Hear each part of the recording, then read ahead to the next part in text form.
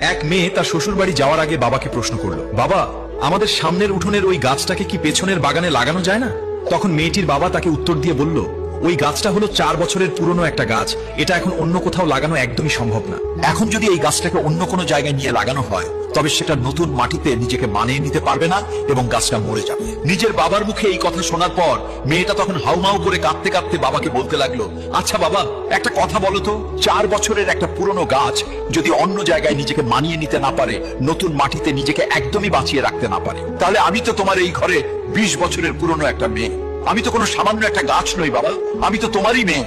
তাহলে তুমিই বলো, আমি কিভাবে অন্যের একটা নতুন বাড়িতে গিয়ে নিজেকে মানিয়ে নিব আর নিজেকে সম্পূর্ণ বাঁচিয়ে রাখবো বাবা?